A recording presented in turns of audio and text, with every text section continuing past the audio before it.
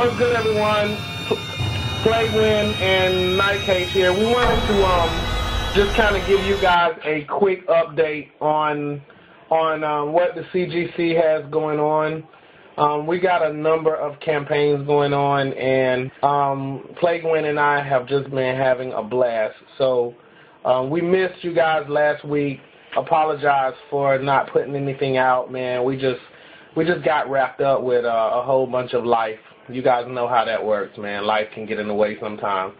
But sorry about that. We're just trying to catch up. So we're going to give you guys an update on the things that's going on inside of our club, and a quick update on the Blood Crystal campaign that we're doing, Flesh Terrors against the Death Guard, and kind of try to just give you guys some good ideas for how to go about doing campaigns and how to evolve. This is like a big thing that we're doing. We're evolving our lords.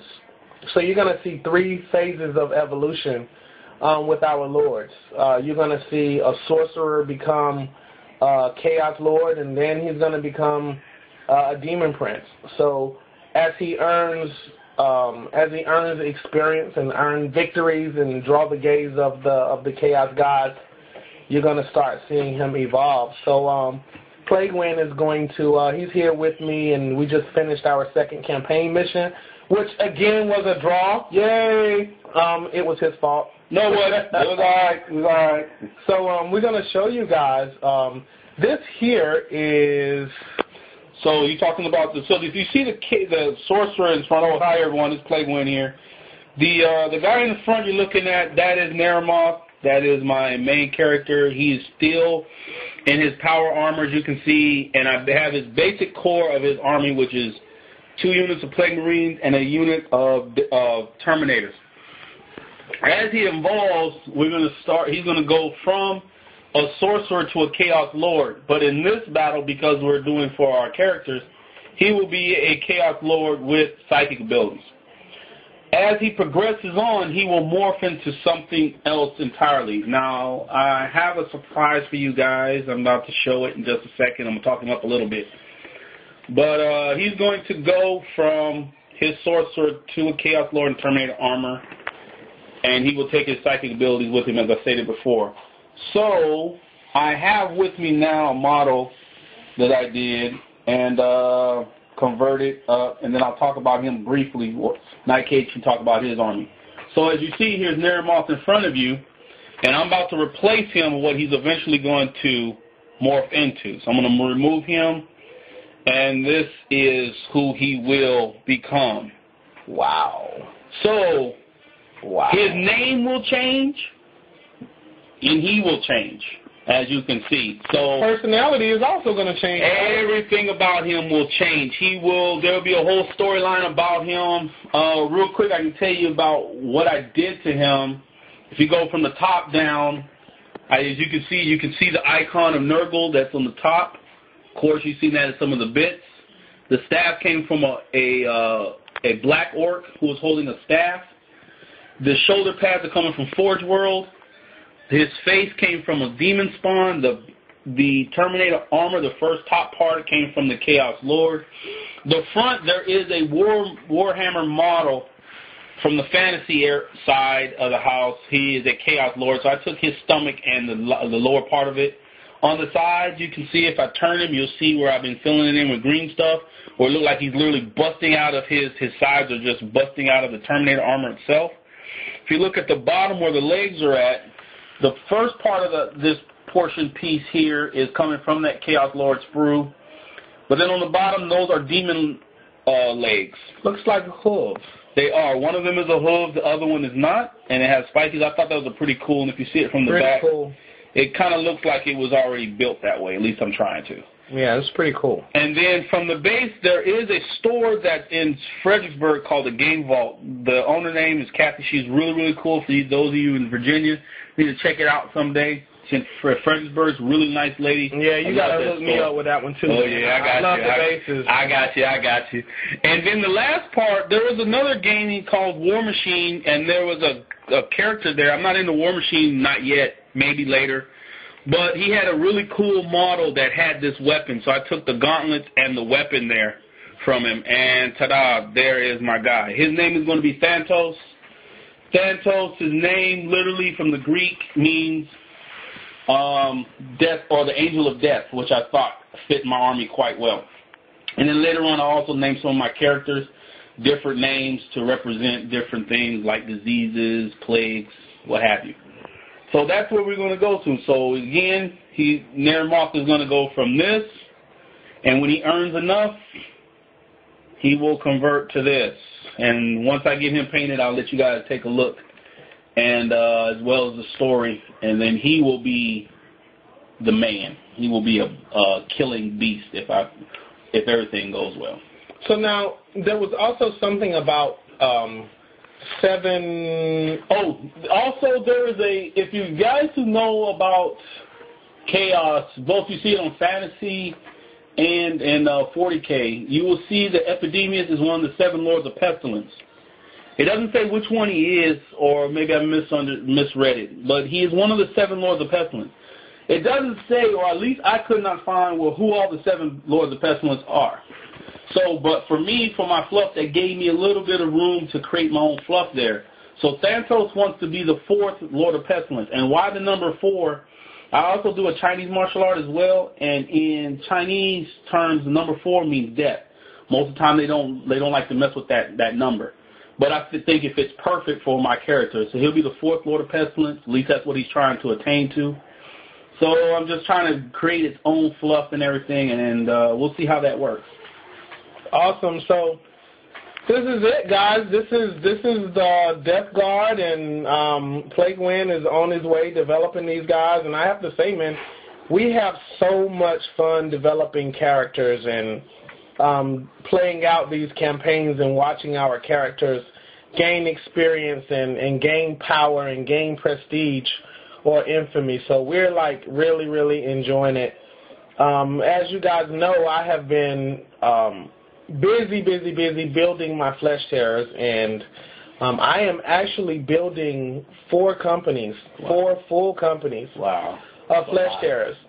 I have 4 captains. Each of the captains have names, and every single model in my Flesh Terrors army has a name. So I'm working on it. Each of my captains have their own individual personalities as well. And this is Captain Castigen. He is my 3rd company captain. He has a storm shield and a power fist. And there's a little story about him also. He is very close to Death Company, and one of the fluffy things about this guy is that the Reclusium is keeping an eye on Castigen because he tends to succumb to rage before battle quite often. Oh. This particular time in this last battle, he did not get Red Thirst, which showed a little stability. But well, I'm glad, because it could have got ugly again. So we've been trying to develop these characters, and what you're going to notice about Castigen's 3rd company is that it is going to have a huge contingency of Death Company, more Death Company and chaplains than any of the other companies. So right now with him, there's a sanguinary priest keeping a vigil over him. His veterans in the back. This is my first Vanguard veteran squad, and this squad is not finished. I got a 5-man squad here, but I intended to have a 10-man squad, and I finally got this squad done. They have the pre-heresy jump packs, which is awesome. I love those jetpacks. These guys are old guys, and what I've done, if you look at their armor, I've actually taken Berserker models and I've converted Berserker models to display these guys. I wanted their armor to be kind of archaic, and I wanted them to be they're the oldest guys in the chapter, so they would not have any of the new shiny toys that the new recruits get. So and this particular chapter doesn't have a good reputation in the Imperium anyway, so they're known for a lot of bloodletting and blood rituals, and there have even been rumors that the Flesh Terrors are closest to Chaos. But these guys, They're honorable guys. They Let's be real about it. You know, they know they're one step away from corn. We all know this. We all know this. So here is Solaris. He is the epistolary librarian for my third company, and he is here with Moloch's assault squad. And this is another crazy dude. As you can see, he absolutely has on no armor, at least no chest plate. I'm not scared of death. I'm all right. So yeah, we're trying to keep the character in these armies, in our armies. This here is a supporting unit from my first company. This is Thorax's squad. And in the back is Archival's tactical squad. The last 2 missions, this tactical squad has done an awesome job. They have not died. And we'll take care of that next time. and I'm surprised because the tactical squads, usually for me, tactical squads usually don't make it. But yeah, that's it. So we just wanted to kind of give you guys an update on our armies. And so these are the 2 armies that have been going head-to-head in the Blood Crystal campaign. And this Blood Crystal, tell us about that. Well, I'll tell you that the Blood Crystal, it is something that if Chaos gets a hold of it, we can affect literally way more than, it's almost like it's an airborne type of disease. So instead of I have to be really close to you to give it, like say Nurgle's Rock, now I can breathe, and you know how it travels through the air. So once it gets into the skin, it'll be absorbed through the skin, and it can just cause all kind of havoc. Nurgle is just giddy with excitement knowing that this type of disease could just ruin a whole planet in a matter of days. It's just ridiculous. So the Imperial definitely does not want us to get a hold of that. No, it's rough. So we are fighting hard to try to take this planet away from these guys and not allow Nerimoth to get his hands on something this powerful. So the Flesh Terrors we're trying to take the city away, Zion, and it is proven to be very difficult. We're not going to give it to you easy now. Nurgle's known for holding a position forever, and that's what we intend to do. We're not giving to the Blood Angels. We know they're tough, but we're not giving up without a fight. They're going to have to fight for it. If they want to get cured, because we know that the longer that we hold the Blood Angels off, the closer they start seeing things our way. At least that's how we think about it. You were one step away from us anyway. That thirst is just calling you and calling you. And actually, there may even be an effect where we can even affect Blood Angels because of that thirst. What happens if we can turn all of Blood Angels against each other? They're all death companies. Then what? That won't happen. Just think about it. Because if we can control that disease, guess what? Guess who we experiment on first? He didn't like that one. He did not like that one. He just saw Luke on his face. He did not like that thought. He did not like that thought. Now, another thing that we want to do, we've been talking about too, that's a big thing that our club is going to be sponsoring another campaign, and this is going to be more of a global campaign. The local games workshop here in our area, it's actually in Springfield, Virginia. Very nice store. Very nice store. We're going to be going there, and our club is going to be sponsoring another campaign, and this is going to be a top of the hill campaign. And we're going to be fighting over another planet, yet to be named. We do know that it's going to be a death world. We have 14 gamers involved right now, including some members at the store. And we're going to be using the Planetary Empires map. For those of you that have not seen the Planetary Empires map, here's the box. So just to kind of give you an idea, this is what the map looks like. And we have 44 tiles. Each player is going to be deploying 2 armies.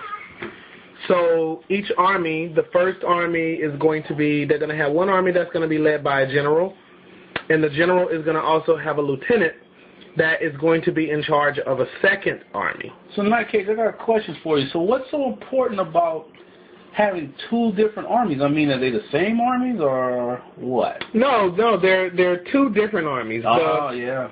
The lieutenant is going to have his own group of guys that's going to be with him. He's going to have a smaller portion of the whole, and the general is going to have the rest of the army. And the idea is that these two guys are going to be campaigning across this world, and they're going to be taking territory from the enemy.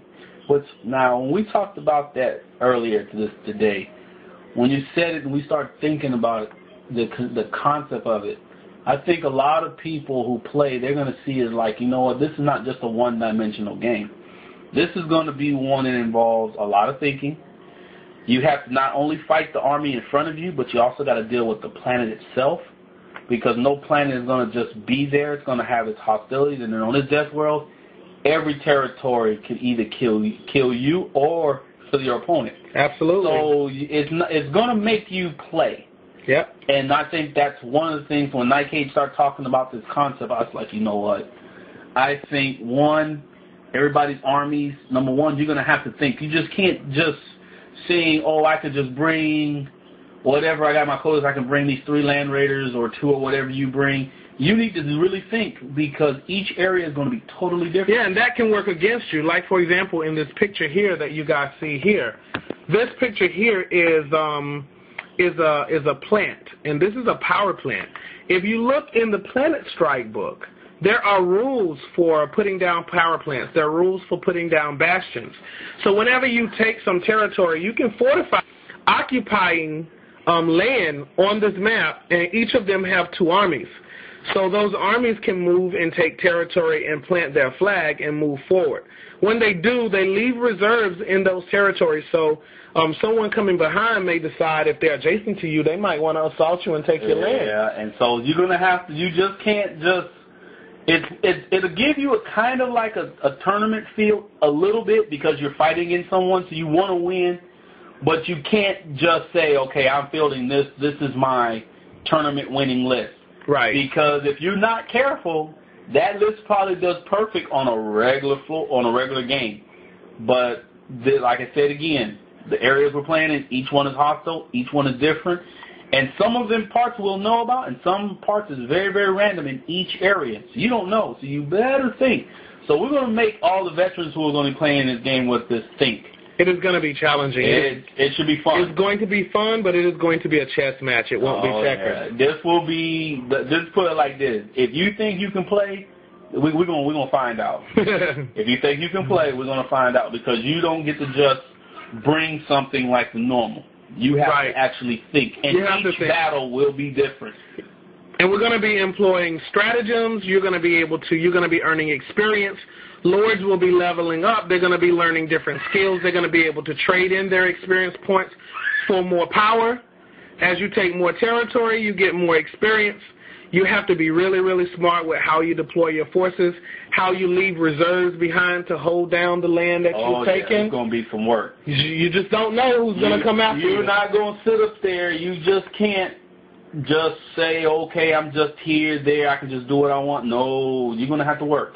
And the thing is, you got to work to control everything you get. Everything you get, you earn it. There's no gimmies. Yep. It's going to be rough. But, oh, you know what? I see a hand raised in the back. I already know it. One of the audience is saying, hey, what about this pre-heresy army I've been hearing about? I didn't hear nothing, so I got an answer for you. Number one, we have not forgot about the pre-heresy. Don't think we forgot. This is going to be a little bit easier to do at the beginning, because the pre-heresy, once this one kicks off, the pre-heresy campaign is going to be a beast. But it takes a lot more planning, and to really get everything we want to make sure everybody has their armies painted, which should be a given. And then also configured and organized. That's going to be the part. And making everybody read their stuff about their army and how it worked. So it'll be a little bit, but fear not, we mentioned it. It will happen. It may not happen right away.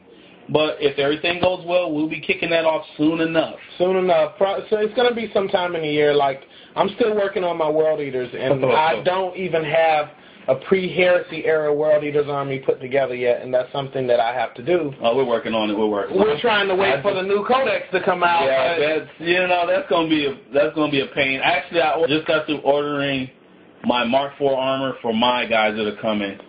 So, yeah, it's going to be interesting. We will be ready.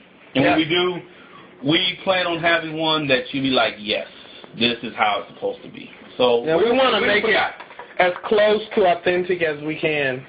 But so that's just everything that's going on that the club is doing right now, where we have the Lazarus campaign going on, which has slowed down a great deal because of a lot of our jobs and work, and we just hadn't had time to really do much.